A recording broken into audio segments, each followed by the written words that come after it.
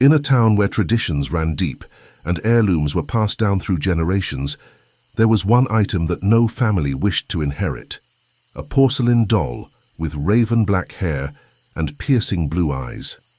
Its beauty was undeniable, but its history was steeped in darkness. On a windless night, as the town streets lay silent, Dr. Mortis Cadaver appeared at a local inn. The patrons, sensing a tale in the making, gathered around, their faces illuminated by the flickering candlelight. Dr. Cadaver began his story. Tale of the Nocturnal Doll. Chapter 1. The Creation of Lysandra. The town of Willowbrook was a picturesque place, nestled at the edge of an ancient and mysterious forest. The town was known for its charming cobblestone streets, quaint shops, and friendly inhabitants. It was a place where everyone knew each other and where the sense of community was strong. In the heart of Willowbrook, there stood a little shop with a red brick facade and a quaint sign that read, "Wilhelm's Wondrous Toys."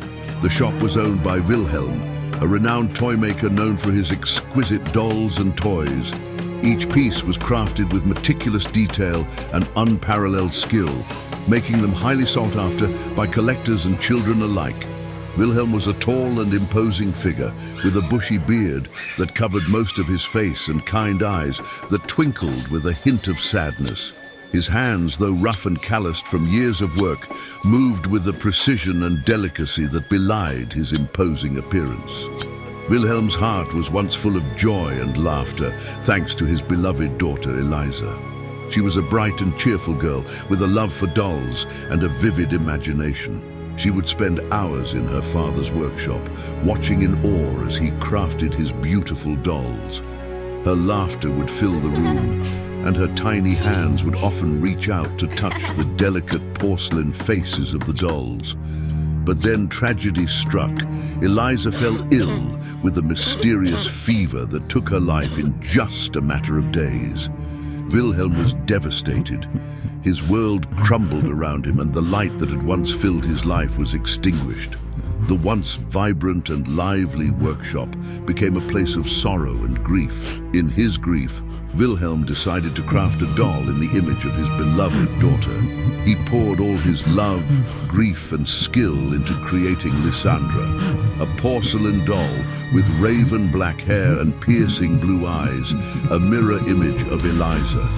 The doll was a masterpiece, a testament to Wilhelm's craftsmanship and the depth of his love for his daughter. But as soon as Lysandra was created, strange occurrences began to unfold. Families who owned Lysandra reported hearing soft footsteps at night, tiny and deliberate, as if the doll was moving on its own.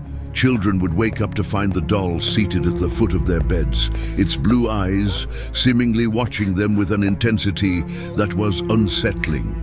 Little did they know the spirit of Eliza had latched onto the doll, seeking solace in the creation that had been made in her image. The bond between father and daughter was so strong that even in death, Eliza's spirit could not bear to be separated from her father. And so she remained, trapped within the porcelain confines of Lysandra, her essence intertwined with the doll. Chapter 2. The Darkening Tales. As the years went by, the tales surrounding Lysandra grew darker and more sinister.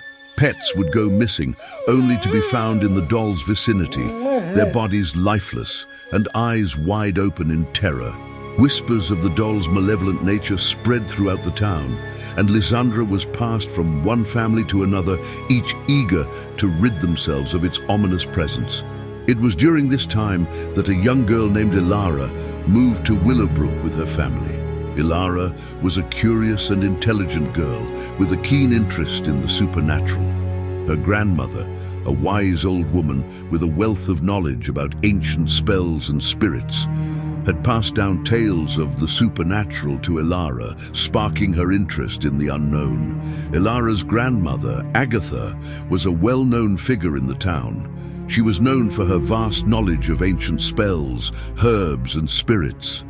Agatha had spent her entire life studying the supernatural, and she had passed down her knowledge to her granddaughter, Ilara. Agatha had always believed that there was more to the world than what meets the eye, and she had dedicated her life to uncovering the mysteries of the supernatural. Ilara had grown up listening to her grandmother's tales of spirits, witches, and ancient spells. She had always been fascinated by the supernatural, and she had spent countless hours poring over her grandmother's books and notes, eager to learn more about the mysteries of the unknown. When Ilara heard about Lysandra, her curiosity was piqued, and she decided to uncover the truth behind the doll. One fateful night, Ilara acquired Lysandra and set up a circle of salt around the doll.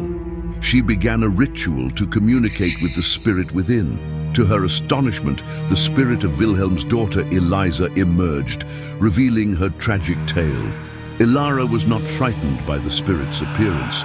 Instead, she felt a deep sense of empathy for Eliza and her tragic story. She knew that she had to help Eliza find peace, and she was determined to do whatever it took to free Eliza's spirit from the confines of the doll. With her grandmother's teachings and the knowledge she had gained from her studies, Ilara was prepared to face whatever challenges lay ahead in her quest to help Eliza find peace. Chapter 3. The Liberation of Eliza's Spirit.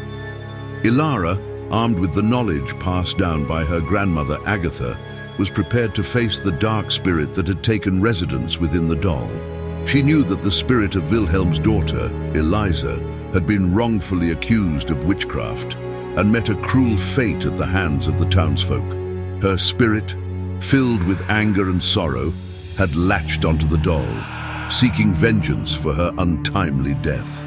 The room was dimly lit, the only light coming from the circle of candles that Ilara had placed around the doll. The air was thick with tension as Ilara began the ritual to communicate with the spirit within the doll. She could feel the presence of the dark spirit, its anger and sorrow palpable in the air. Ilara began chanting the ancient spells passed down by her grandmother, her voice steady and confident. The air in the room seemed to vibrate with the power of the spells, and the doll began to shake violently. Ilara could feel the dark spirit fighting against the spells, its anger and sorrow turning into rage. But Ilara was determined to help Eliza find peace. She continued chanting the spells, her voice growing louder and more powerful with each word. The air in the room seemed to crackle with energy, and the doll began to levitate off the ground. Ilara could see the spirit of Eliza emerging from the doll, its form taking shape in front of her. The spirit of Eliza was a beautiful young girl with raven black hair and piercing blue eyes. She looked at Ilara with a mixture of sadness and gratitude, her eyes filled with tears. Ilara could feel the pain and sorrow that Eliza had endured, and she knew that she had to help her find peace. With a final chant of the spell, Ilara released Eliza's spirit from the confines of the doll. The spirit of Eliza seemed to sigh with relief as it began to dissipate, its form becoming more and more transparent until it finally vanished. The doll fell to the ground, its porcelain face cracking as it hit the floor.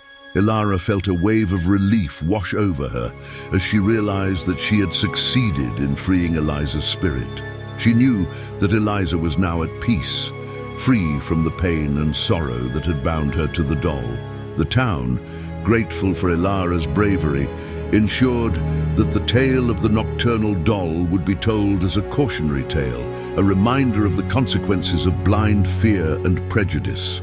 And so, the legend of Lysandra lives on, a testament to the power of understanding and compassion in the face of darkness and fear.